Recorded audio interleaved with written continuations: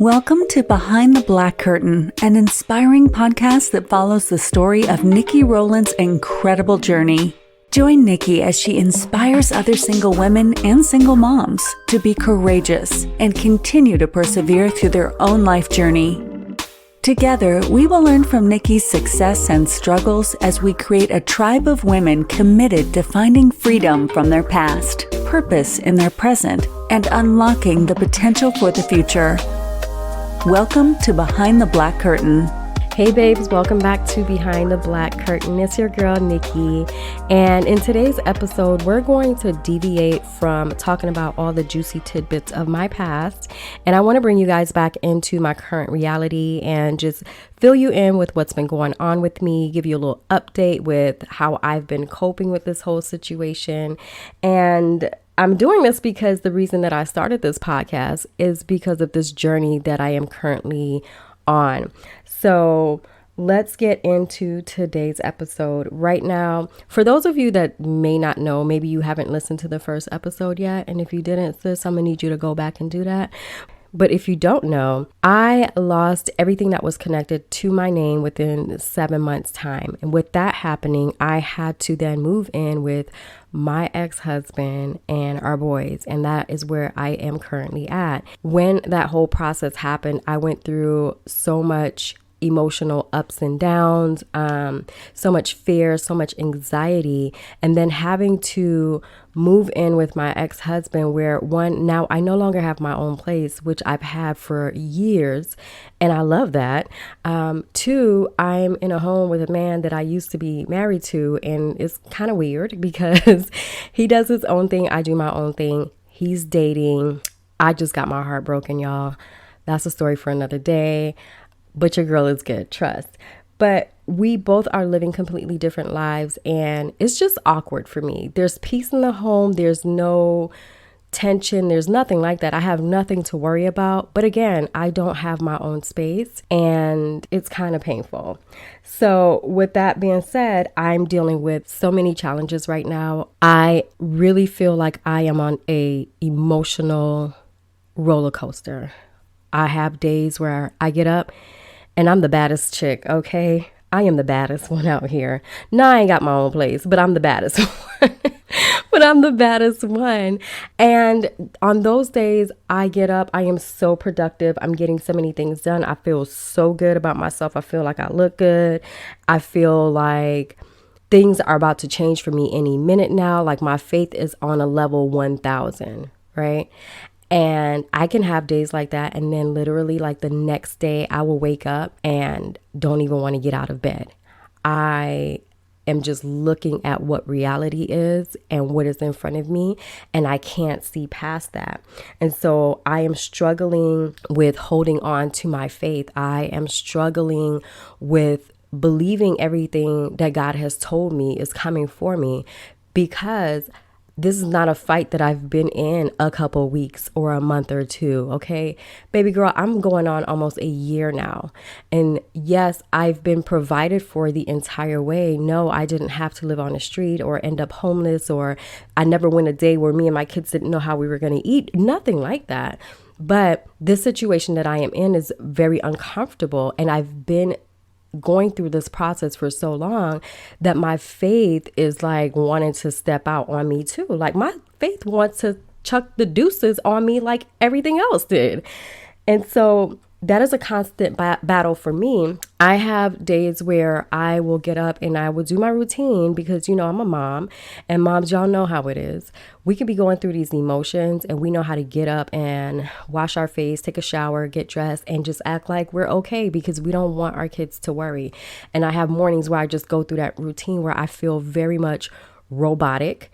And then by the time I get back home, I just want to take off all my clothes, get into bed, cry myself to sleep, and just be left the heck alone until it's time for the kids to come home. And that is the reality of what my life is right now. They say faith is confidence in what we hope for and assurance about what we don't see. I had that confidence and assurance for a minute, y'all. Okay, it's been a minute.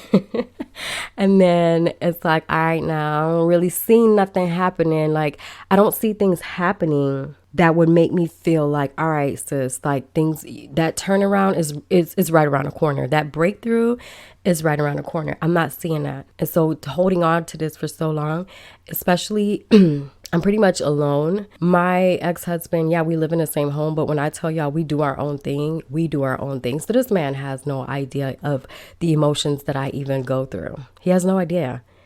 When he comes home, and if we do have any conversation, it is very much like you would think there's nothing wrong with me. Like, I'm completely fine. And so I keep a lot of this into myself. Why? Because what I've learned through this process is that most people they don't have the capacity to sit in that with me. They don't have the capacity to even empathize or even want to listen, not even truly want to listen.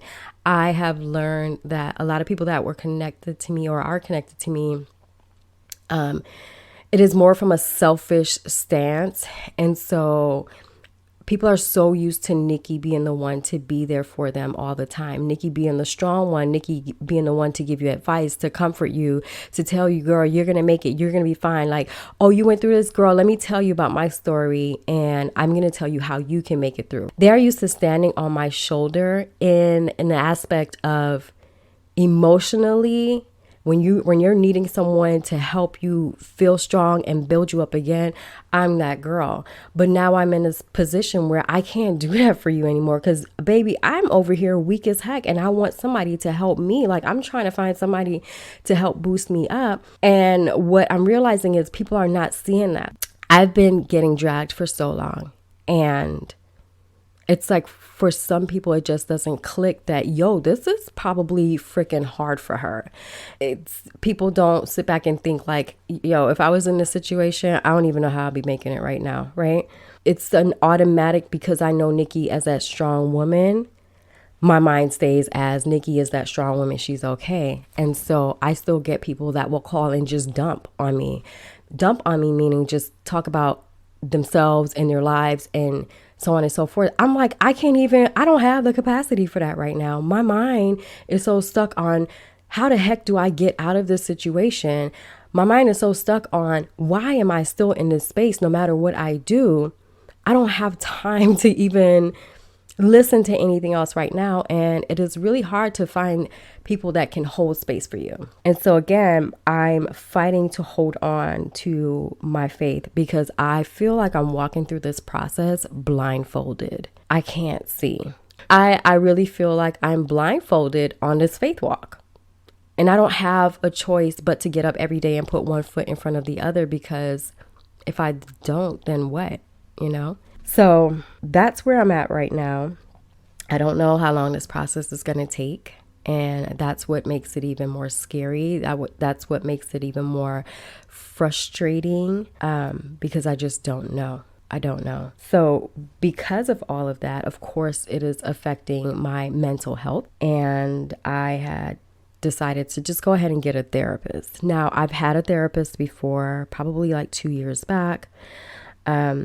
And she was great. I got that therapist to help me deal with some stuff that I was dealing with in that present moment, that present time. But she never really dug deep with me. This therapist that I have now, y'all, sis has me crying on every call. And when I decided to get therapy, I said, okay, I'll probably, get a session once a month, just check in with this therapist so she can help me. But what ended up happening is I am now doing therapy like every week, because I feel like I need it. And again, because I don't have the community around me to help, I don't have people that I can actually let out these feelings to, and I'm suppressing so much. This is who I use. This is my outlet. And no shade to my friends, because I have awesome friends. But we all know as adults, everybody has their own lives. Everybody is super busy, especially if they have kids and they have a husband and they have a home that they're taking care of. They can only be there for you so much.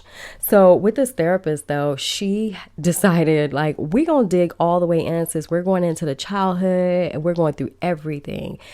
So y'all, I am dealing with my current reality and all the emotions that I'm dealing with that, along with now having to sift through the things that I went through in my childhood that has traumatized me, has caused certain triggers in my life, and now trying to unpack that and heal those wounds and help me have a different perspective on life and relationships and myself and how I show up and how I allow people into my life.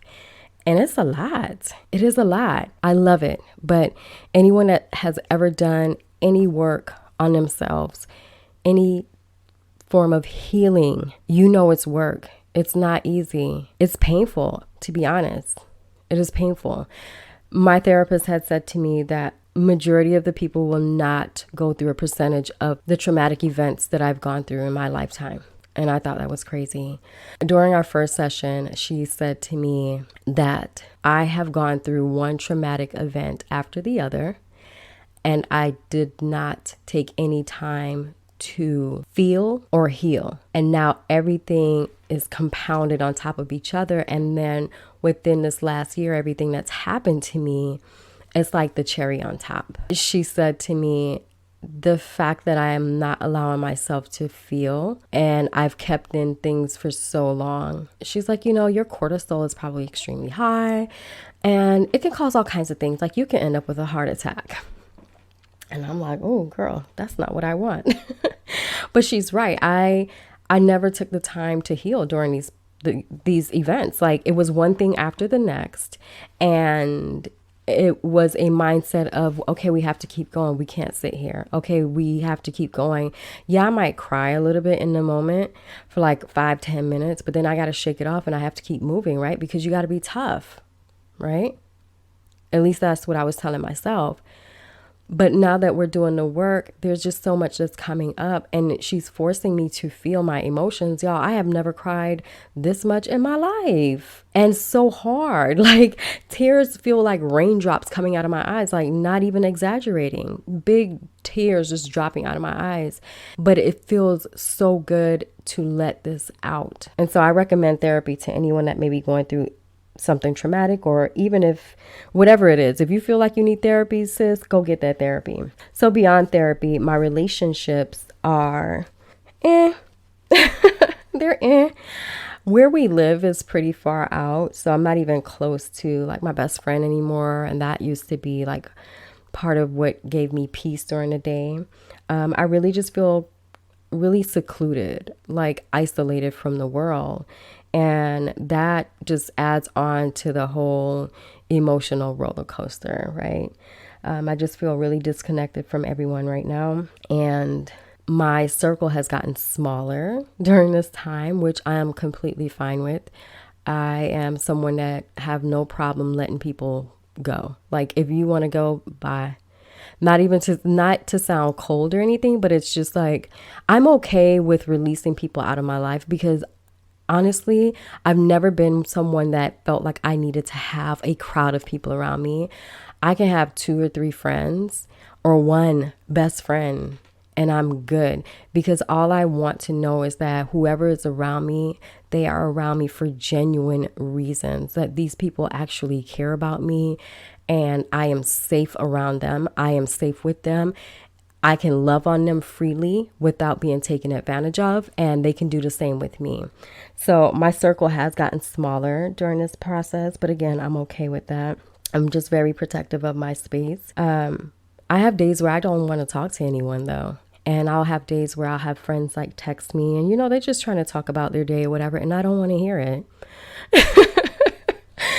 I don't want to hear it because I'm tired. Like, no, girl, I want you to text me with a resolution. I want you to text me with some good news about how my life is turning around right now. Like, honestly, that is where my mind is. Like I said, I've always been that person that people can come to and talk to and vent and whatever, right? No matter what I was going through. Like even when I was going through my divorce process and I was going through that depression or whatever, I still have friends calling me for advice, and I would shake off what I was going through to be there for them. But y'all, I think at this point in my life, my mind, my emotions, my spirit, my soul is exhausted and I can't do that anymore. And it's unfair to me.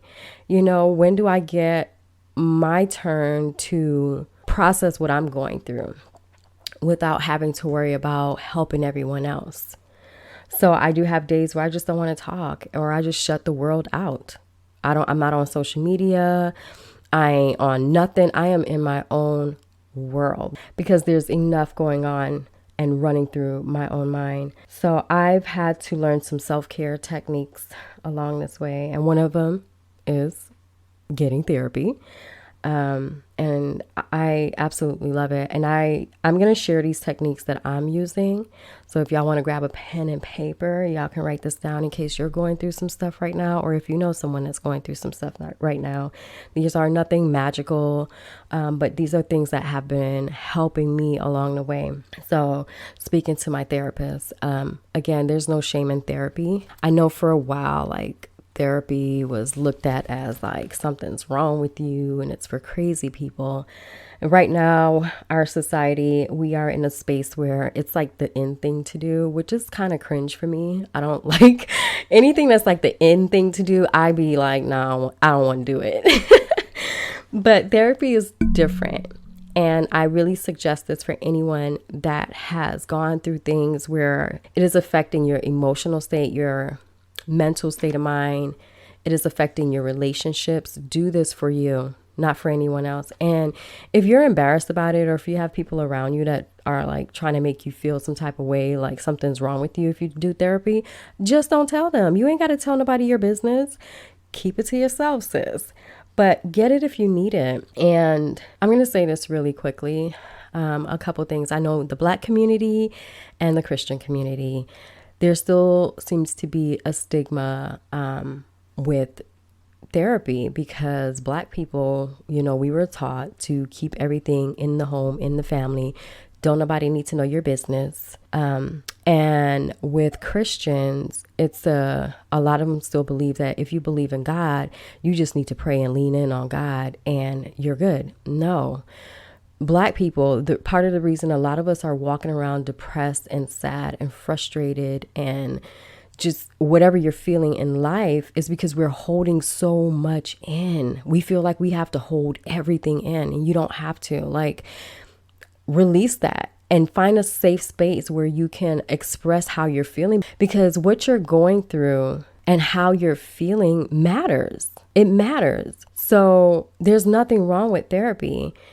Christians, I'm a Christian, I'm a believer, but, and I have a relationship with God, but baby, I'm going to seek therapy. It's like saying, if you are a believer, then you don't need to go see a doctor because you just need to pray and lean into God.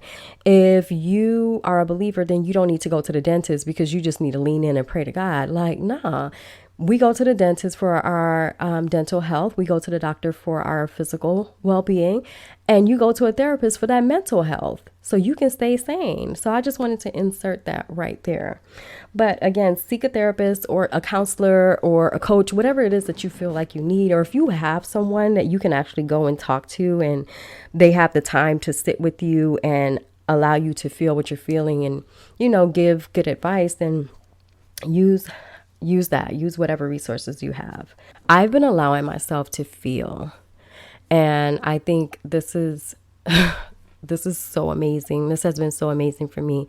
When my therapist was saying to me, like, Nikki, it doesn't sound like you've ever allowed yourself to really feel your emotions. Like, I can tell, I can hear that you know how important it is to feel your emotions, but I don't feel like you've actually went deep with it. And she's right. I kept it very surface level. I let some tears out and we're going to keep it pushing. But being able to sit in and talk about that event, whatever the traumatic event was, and release the tears for however long they want to flow and feel what that made me feel, it's like a cleansing. And so I would suggest that to you too. You ain't got to be walking around crying all over the place. But when you get some time alone, if you want to journal or whatever it is that you're doing and you feel these emotions coming up, allow yourself to feel it and don't feel like you need to have a cutoff time or anything like that. And don't add any thoughts of shame to it. It's very much healing and cleansing. Number 3, again, I shut out the world when I need to. I ain't talking to nobody if I want to. And I used to be that person that you can always access me. And now I'm like, no, I'm not doing it anymore. Like I have to put myself first at some point. Mentally, I want to make sure that I'm good. If I'm not mentally good, I can't be there for my kids. And they are my priority at the end of the day. So shut the world out when you need to. You don't have to be on social media. You don't have to answer every text or every call, depending on who the person is. You know the level of importance each person has in your life, but shut that world out when you need to for however long you need to. I've been playing music again. I got to a point where I stopped listening to music, and I don't know when that happened. I think I just got to the point where I was just so much in my head with my situation and what I was going through and being stressed out that I just stopped doing everything that I really love. So put on some music. I'll come home after dropping my baby off at the bus stop and sometimes just start playing music right then. And my taste for music is just all over the place. I don't listen to country though. I ain't listening to no country music. Okay. But I'm just all over the place. Like I might be in the mood for some gospel, some praise and worship. And that honestly shifts the atmosphere. So if you can get that going, like first thing when you start feeling like your emotions starting to, go up and down, praise and worship really shifts the atmosphere. But I love trap music, rap music, soca, reggae, dance hall, love songs. I love love songs because I love love. And I'm gonna just tell y'all this real quick. Like as many times as I've had my heart broken, I'm just like, God, I don't understand why you don't let me have a cold heart yet. Like I want to have a cold heart. I really do. Like I want to be like, nah, I ain't with that no more. But I'm really not that person. Like, I don't know. I just love. And so yeah, I love love songs. My little one is always like, oh, you're listening to another love song, huh? But I listen to all kinds of music. I listen to Spanish music. I don't be knowing what they're saying, but I'll pick up like one word that I know how to say in the song, and that'll be the word that I'm hitting every time, So play music, play something to uplift your spirit. And my last technique that I've been using now is just to romanticize myself. So for instance, when it's time for me to go take a shower or whatever, I'll probably run a bubble bath instead and play some nice music and get the candles going and just sit in that and relax and take my time and just romanticize me. I don't have nobody else to do it for me.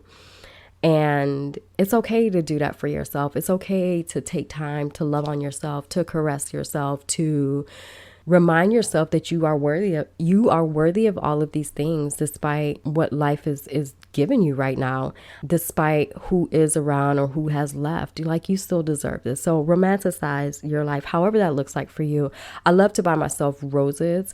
I love roses. I think they're absolutely beautiful. They're classic and they remind me of love. So go figure. But do things to make you feel good. Romanticize yourself. Outside of that, I've been doing things to help keep me motivated and productive, like forcing myself to go to the gym. And I say force because I used to be a girl that would be in the gym. I used to go to the gym 6 days out of the week. At one point, I was doing 2-a-days during that time. I was that girl that you would never have to be like, oh girl, you need to go to the gym. You need to work out. You never had to convince me. I was there. That was like my job. And now, because of just everything that's been going on and just being stressed out so much, I have days where I don't want to do anything. I don't want to get out of bed. I don't want to work out. But one thing that I will tell you guys is that when you take care of your health, all around mental, physical, emotional health, it helps with the process. I'm not going to say it takes away all the stress, all the pain that you're going through, but it makes it a little bit easier for you, because when we are not taking care of like our physical health, that impacts our mental health as well. So if you can get up and do some form of exercise, you don't have to be in a gym going all out, but do something where you're getting your body moving for a good 20-30 minutes, you will see the difference in your mindset by the time you're finished with that and how it makes your day a little bit easier. So I've been prioritizing that. Again, I'm having to push myself to do it. I've created a schedule for myself. I don't know if you guys have heard about the 12-week year, but I've tried it before and I fell off and I am trying it again. So I've made out my goals for the next 3 months and I've set a schedule for the week. And then I have my daily schedule where I have to tick the things off to make sure I'm getting them done. And this just keeps my mind focused on a goal or getting certain things done. So that way I have less time to sit back and focus on what my reality is showing me and how much I don't like this and how much I don't want to be here. So when you just stay productive and you find things, schedule out your day, give yourself a schedule each day and just try to stick to that. By the end of the day, you're ready to just shower and take your butt to bed. And that's how I've been feeling lately. And I love that because for a minute, your girl had a hard time even sleeping. So that is pretty much it, y'all. That is my update with where I'm at. Again, I am on a emotional roller coaster. I am doing this faith walk blindfolded. I don't know when this is going to end. It's one of those situations where it's like, no matter what you do, it's like nothing's changing. So when your girl has this breakthrough, y'all are all going to be here with me. We all going to celebrate together, okay? Because it's going to happen. So I just want to leave you guys with a couple things to think about, okay? Just remember, everyone's faith wavers. So if you're a person that's in a situation right now where you're up and down with your faith as well, don't let anyone make you feel bad about that. Don't make anyone make you feel like you're not a believer or you're weak-minded. Don't do that because people tend to do that. Like they forget the mess that they've been through at some point. Or I don't know. I know a couple people where it's like, girl, like, have you been through anything in life? Like for real, for real? So some people just won't get it. But when you're in situations where it seems like it's never ending and you don't know how you're going to get yourself out despite what you're doing, yeah, you're going to get to the point where it's like, I know what you told me, God, and I know what I believe, but bruh, like, what's going on here? How much longer? How much longer? Because now I feel like I can't breathe. Like, I need you to help me. So your faith will waver, but just bring it back. You know how to reel it back in. When you start feeling like that, just journal. Write down the things that you're grateful for. Write down the things that are actually going right for you. And that's what I have to continuously do because I could have been homeless, but I'm not. I don't have to worry about what I'm going to eat. I don't have to worry about a roof over. I don't have to worry about anything. So I have to look at things like that and it brings me back like, okay, like you're okay. You're going to be fine. I also want to reiterate to make your mental and physical health a priority. Make it a priority. Life will beat you down at some point. And if you're not consciously making it a point to take care of your mental and physical health, it will take you out quick. It will make the process even harder for you. So take care of your mental and physical health so that not just so you can be there for your family, but you can be there. We need you. And finally, know that this too shall pass. Because like I said, this has been going on so long for me. But one thing I have to continue to remind myself is that seasons change. They never stay the same. So it can't be no doggone winter storm for the rest of my life, right? Seasons change. They will change, and this too shall pass.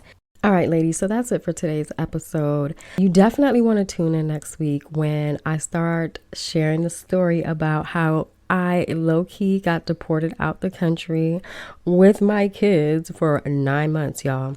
So I'm still trying to decide whether or not I want to start the story with my childhood and take you guys into that experience, or if I want to just start right there and then back it up into the childhood. But either way, this is one that you don't want to miss. So definitely tune in next week. I want to thank you guys so much for continuing to rock with me. I want to thank you guys so much for everyone that has been messaging me and just telling me how much they've been enjoying the podcast. I truly appreciate it. I am very much grateful that you even find the time to kick it with me. You guys, if you are wanting to reach out to me, you can definitely do so. If you have any questions or comments, definitely leave a review. I would love that. But you can DM me on Instagram. My information will be in the description of this episode. I will also leave my email in case you want to reach out to me that way. If you have not already done so, please follow the podcast. Please follow the podcast. I'm really trying to get this pushed out. I want to impact as many women as I can. And so I need you guys to help me. Whenever you listen to the episodes, please rate it 5 stars preferably. Follow the podcast for sure, and share. I know y'all are loving these stories, but girl, you can't keep it to yourself. So share this. If you can share on your social media, share with your friend, I would appreciate it. With that being said, that is today's episode. I love y'all so much. You know I cannot leave you without a scripture. So here we go. Today's scripture comes from Hebrews 11:1, and it says, "Faith shows the reality of what we hope for. It is the evidence of things we cannot see." And the commentary for that says, "Do you remember how you felt when you were very young and your birthday approached? You were excited and anxious. You knew you would certainly receive gifts and other special treats. But some things would be a surprise. Birthdays combine assurance and anticipation, and so does faith. Faith is the confidence based on past experience that God's new and fresh surprises will surely be ours." Stay blessed, y'all.